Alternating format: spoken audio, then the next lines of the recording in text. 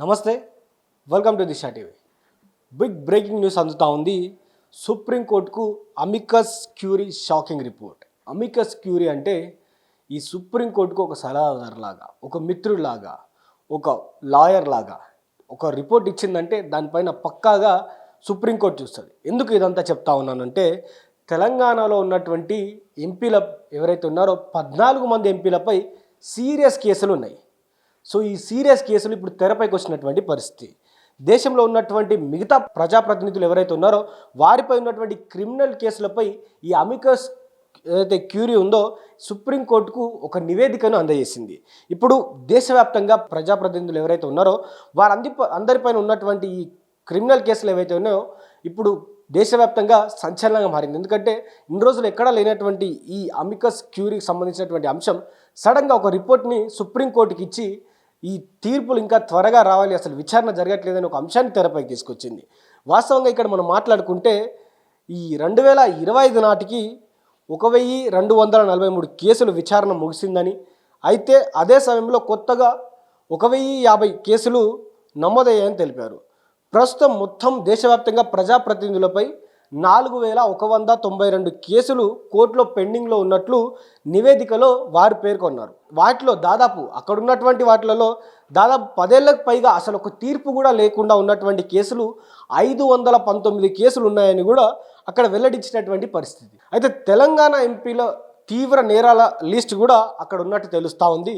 దాంట్లో ముఖ్యంగా భారీగా ఉన్నటువంటి కేసులు, క్రిమినల్ కేసులు కావచ్చు, మిగతా కేసులు కావచ్చు, మన రాష్ట్రంలో ఉన్నటువంటి ఎంపీల పైన దాదాపు 14 మంది పైన ఉన్నట్లు తెలుస్తూ ఉంది. వీరిలోనే 12 మంది ఎంపీలపై అత్యంత తీవ్రమైన ఆరోపణలు అంటే ఏంది, యత్నం ఇతర తీవ్రమైన కేసులు ఉన్నట్లు వారిపైన మోపబడినట్లు కూడా చెప్తా ఉన్నారు.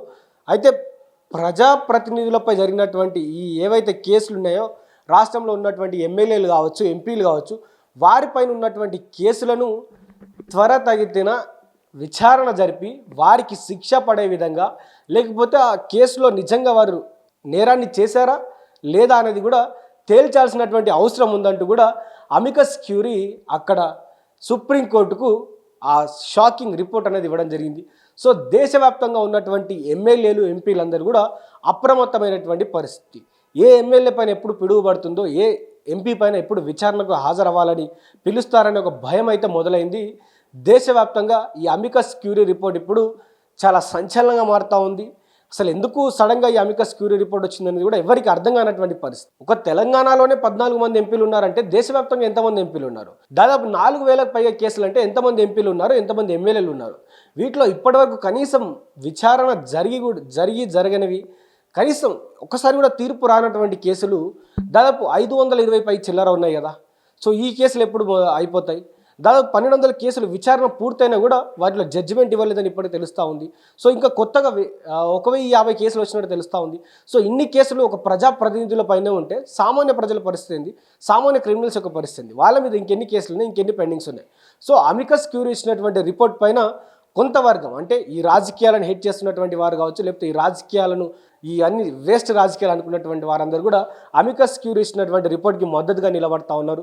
సో త్వరితగతిన దానికి సంబంధించినటువంటి విచారణ జరపాలని వారందరూ కూడా మద్దతు తెలుపుతా ఉన్నారు.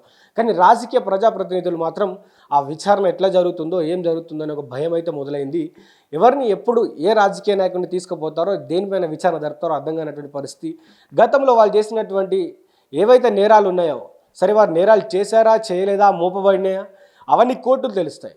సో ప్రస్తుతానికైతే 14 మంది ఎంపీల పైన ఆ అమికస్ క్యూరీలో సంచలనమైనటువంటి రిపోర్ట్ ఉన్నట్టు తెలుస్తూ ఉంది.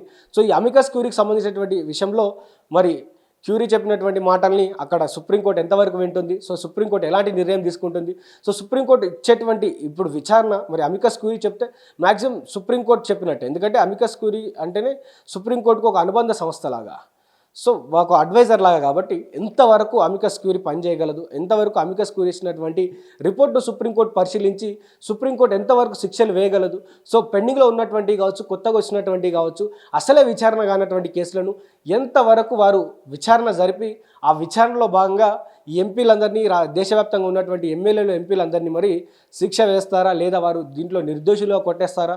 సో రానున్నటువంటి రోజుల్లో అమికస్ క్యూరీ ఇచ్చినటువంటి రిపోర్టుకు ఎంతవరకు శాండిటీ ఉందనేది కూడా తెలుస్తుంది. కాబట్టి మరి చూద్దాం రానున్నటువంటి రోజుల్లో ఎంతవరకు ఈ క్యూరీకి సంబంధించినటువంటి రిపోర్ట్ కావచ్చు, ఈ క్యూరీకి సంబంధించినటువంటి అంశాలు తెరపైకి వస్తాయి కూడా వేచి చూద్దాం.